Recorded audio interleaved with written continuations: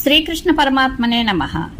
నందనందన మిక్కిలి సద్గుణములకు నిలయమైన నందుడు ఒకనాడు కంసునకు ప్రతి సంవత్సరము చెల్లింపవలసిన కప్పము చెల్లించుటకై మధురానగరమునకు చేరెను. అట్టి నందుని మీ తండ్రి వసుదేవుడు చూచి కంసుని సేవకులు చేయుచున్న దుర్మార్గపు పనులు తెలిసినవాడు కావున అతనితో ఇట్లు పలికెను. మిత్రమా నందుడా, నీకు పుత్రుడు కలిగిన ఈ సంతోష సమయము నాకే పుత్రుడు కలిగినంతగా ఆనందమును కూర్చుచున్నది అని వసుదేవుడు నందగోపునితో నిలివెను. నిజంగా వసుదేవుడు నీ తండ్రియే గదా, కాని స్వామి తాను నీకు జనకుడు అను యథార్థమును గోప్యంగా నుంచి నందగోపుడే నీ తండ్రి అన్నట్లు నందునితో వసుదేవుడు వచించెను. మిత్రమా, ఇచిట అచిట నీ గోకులమున అనేకమైన దుర్నిమిత్తములు కనిపించుచున్నవి, కావున వెంటనే తిరిగి నీ గోకులమునకు వెళ్ళిపోమ్ము అని పలకగా వసుదేవుని మాటలు మన్నించి నందగోపుడు నీకేమైనా పశువాళ్ళైన శ్రీకృష్ణునికి ఆపద కలుగునేమోయను శంకచే వెంటనే గోకులమునకు వెళ్ళిపోయాను. కపటబాలుడా, ఆ సమయమున ఆ గోకులమునకు కదులుచున్న తుమ్మెదల వంటి ముంగురులు గల ఒక అందమైన యువతి వచ్చెను. ఆ యువతి మెల్లగా గోకులముననున్న నీ దగ్గరికి చేరెను. చిన్నపిల్లలను చంపుచున్న ఆ స్త్రీ పోతనయను ఒక గొప్ప రాక్షసి. ఆ రాక్షస స్త్రీని చూసి గోపికలందరూ ఈమె ఎవ్వరని అనుకుంటుండగానే ఆ రాక్షస స్త్రీ నీపై ప్రేమ నటించు నిన్ను ఎత్తుకొనెను. స్వామి, ఆ సుందర స్త్రీ యొక్క లలిత భావములను మరియు విలాసములను చూసి గోపికా స్త్రీల మనస్సులు ఆకర్షింపబడెను. అందువలన వారెవ్వరూ ఆమెను అడ్డగింపలేదు. ఆ పూతన నీ ఉన్న భవనంలోకి వచ్చి మాయారూపుడవైన నీకు తన స్తన్యమును ఇవ్వబోయినది. స్వామి, పూతన చంటి పిల్లలను చంపుచున్నందువలన మిక్కిలి కుపితుడివైన నీవు శంకలేక ఆమె ఒడిలోనికి చేర్తివి. అచ్చట మహావిషముతో పూరితమయ్యున్న ఆమె స్తనమును మామిడి పండును వలె పీల్చితివి.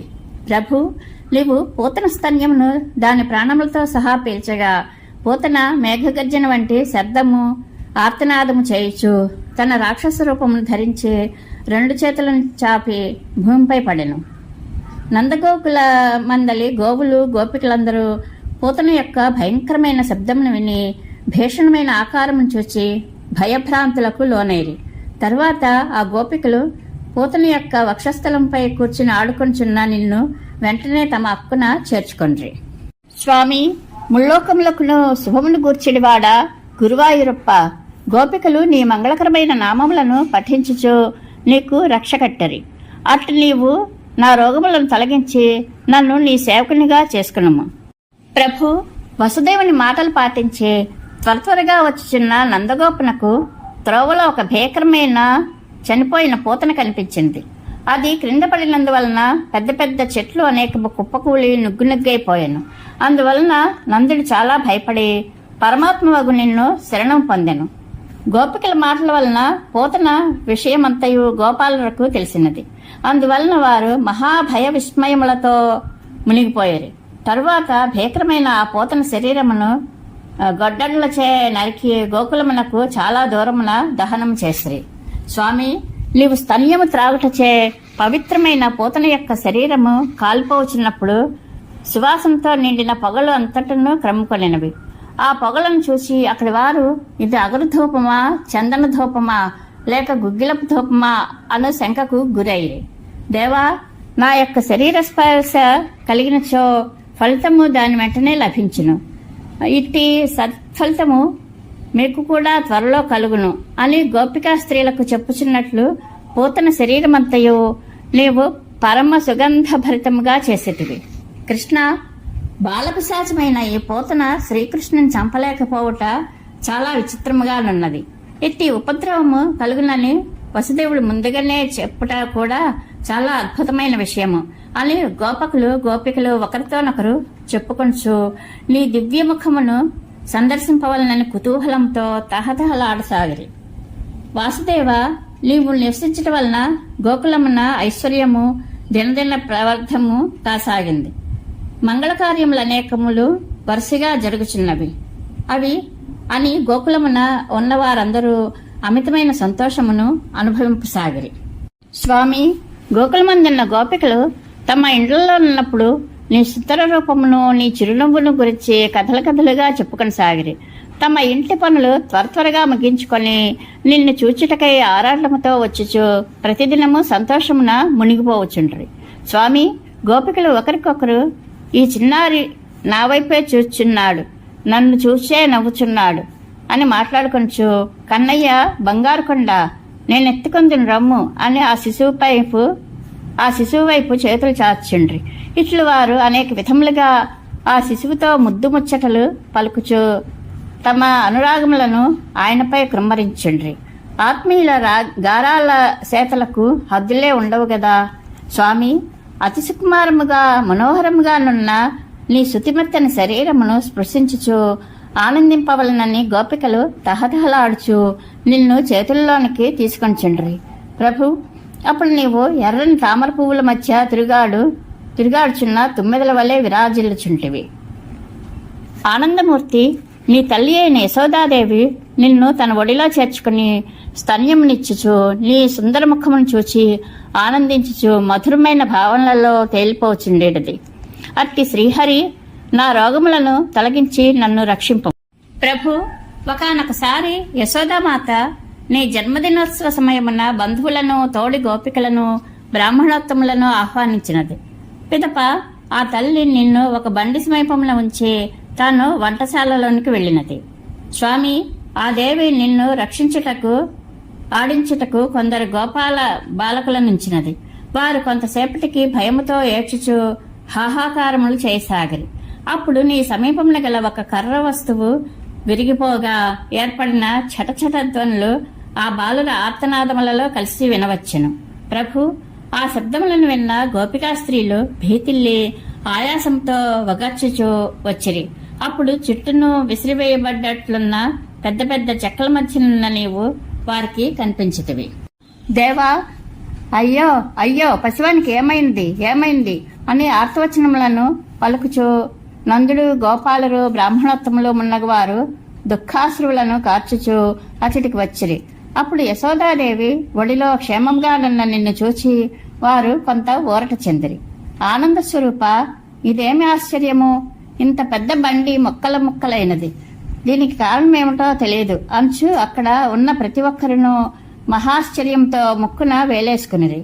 పరమేశ్వర, ఈ పిల్లవాడు చనుబాల కొరకు ఏడ్చుచు కాళ్ల నటు కొట్టుకొని చిన్నప్పుడు ఇతని కాళ్లు తగిలి ఈ బండి తలక్రిందులైనది. ఈ దృశ్యమును నేను చూచితిని అని గోపాల బాలకులు తెలిపిరి. స్వామి, నీ ప్రభావం తెలియని కొందరు ఈ వృత్తాంతమును చూడనందువలన భయముతో గోపాల బాలకులు చెప్పుచున్న విషయము నమ్మశక్యముగా లేదు అని పలికిరి. మరికొందరు పూతన విషయమును చూచినందున ఇది నిజముగా జరిగియే ఉండును అని భావించిరి. దేవా, పగడాల వల్లే ఎర్రగానున్న కన్నయ్య పాదములకు దెబ్బలు తగిలినవేమో, పద్మముల వల్లే అందమైన కృష్ణయ్య చేతులు కద్దిపోయినవేమో అని గోపికలు ఉప్పొంగుచున్న అనురాగంతో నీ శరీరమును నిమరసాగిరి. జగన్నాథుని సంపూర్ణ కృపాకటాక్షముండుట వలన కన్నయ్య క్షేమముగా ఉన్నాడు. మన చిన్నారిని నాకొకసారి ఇమ్ము అని నీ తండ్రి అయిన నందుడు నిన్ను తన చేతుల్లోకి తీసుకుని శరీరమంతయో గగుర్పడవగా మాటిమాటికి హృదయములకు హత్తుకొనెను. స్వామి, బండి అందు దాక్కుని నిన్ను చంపుటకై వచ్చిన రాక్షసుని నీవు ఈ విధముగా వధించినట్లున్నావు. శుద్ధ సత్వస్వరూపుడవైన నీ యందు ఆ రాక్షసుడు విలీనమైనందువలన ఆ రాక్షసుని యొక్క అస్థికల చూర్ణము కూడా ఎక్కడా కనిపించటలేదు. ఓ గురువాయూరప్ప, అప్పుడు నందునిచే గౌరవ మర్యాదలను అందుకున్న బ్రాహ్మణులు నీకు శుభాశిస్సులను పలికిరి. నీవు కూడా నీ బాల్య చేష్టలచే గోకులమును పరవశింపజేయుచుంటివి. అట్టి శ్రీహరి, నీవు నా రోగములనన్నింటినీ నిర్మూలింపు. గురువాయూరు స్వామి, నీవు మరి ఒకసారి నీ బాల్యలీలను ప్రదర్శించుటకై ఒకనాడు నీ తల్లి అయిన యశోదమ్మకు మిక్కిలి బరువుగానున్నట్లు స్ఫురింపజేసేటివి. అప్పుడు ఆమె, నా చిన్నారి ఇంత బరువుగానున్నాడేమి అని ఆశ్చర్యపడుచు నిన్ను ఒక ప్రక్కపై పరుండబెట్టెను. పిదప ఆమె ఆ విస్మయ భావంతోడనే ఇంటి పనులలో నిమగ్నమయ్యను. ప్రభు, ఆ సమయమున చాలా దూరం నుండి భయంకరమైన శబ్దము వినబడసాగెను. ఇంతలో విపరీతమైన దుమ్ములు అన్ని దిక్కుల యందును వ్యాపించెను. భక్తజనుల చిత్తములను దోచుకొనిడి నిన్ను తృణావర్తుడని రాక్షసుడు సుడిగాలి రూపంలో ఎత్తుకొని పోయాను. స్వామి, చెలరేగిన దుమ్ము వల్ల అంతటను చీకట్లు అలుముకొనెను. అంతటా గోకులమందున్న వారికి ఎవ్వరికి ఏమీయూ కనబడకుండెను. ఇంతలో నా చిన్నారికి ఏమీయూ కాలేదు కదా అని నీ తల్లి యొక్క యశోద చిటికి వచ్చెను. నీవు కనబడకపోవటం వలన ఆమె ఎంతయో రోధింపసాగెను. ప్రభు, ఆ రాక్షసుడు మిగిలిన బలశాలియే అయినను నీ మహాభారమును మోయలేకపోయాను.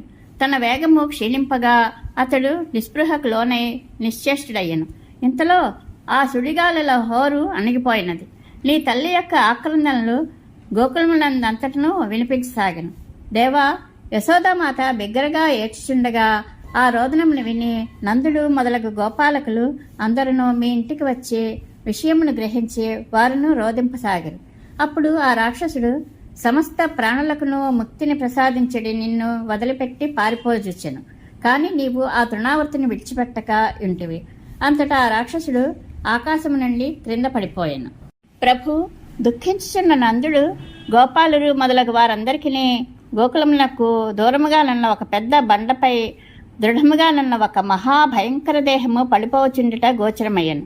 పిదప అచ్చట పడి ఉన్న ఆ తృణావర్తిని వక్షస్థలంపై నీవు నవ్వుచు విలాసముగా ఆడుకొంచుండుటను వారు గమనించిరి. స్వామి, ఆకాశము నుండి పెద్ద బండపై పడి అసువులను కోల్పోయి ఉన్న ఆ తృణావర్తిని మహాకాయము నుగ్గునుగ్గాయను. అంతటా ఆ దుష్ట రాక్షసునిపై కూర్చొని నవ్వుచు కమలము వంటిని హస్తంతో నీలగా కొట్టుచుంటివి. అప్పుడు కొండపై భాసిల్లుచున్న నీలమణి వలెనున్న నిన్ను నందాదులు తమ అక్కున చేర్చుకొనిరి.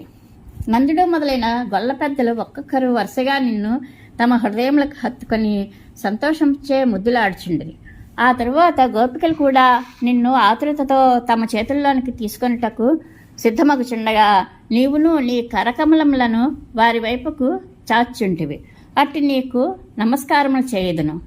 అప్పుడు నీ తల్లిదండ్రులైన యశోదానందులు మున్నగు వారు ఇంకా మేమేమి చేయగలము భక్తితో నమస్కరించి వారి యొక్క బాధలు పోగొట్టడి ఆ శ్రీహరియే మా పుత్రుని రక్షింపవలను అని నిన్ను రక్షించుటకై శ్రీమన్నారాయణ రూపుడవైన నిన్నే ప్రార్థించిరి. గురువాయూరు స్వామి, నీవు ఈ విధముగా గాలి రూపమున వచ్చిన రాక్షసుని నాశనం చేసేటివి. మరి నాకున్న వాతరోగములను ఎందువలన రూపుమాపవు? నేనేం చేయవలేను? సమస్త రోగములను నిశ్శేషముగా తొలగించు నిన్నే మాటిమాటికినే ప్రార్థింతును. ఇది తృణావర్త సంహారం సంపూర్ణం. శ్రీకృష్ణానుగ్రహ ప్రాప్తిరస్తు. శుభం భూయాత్.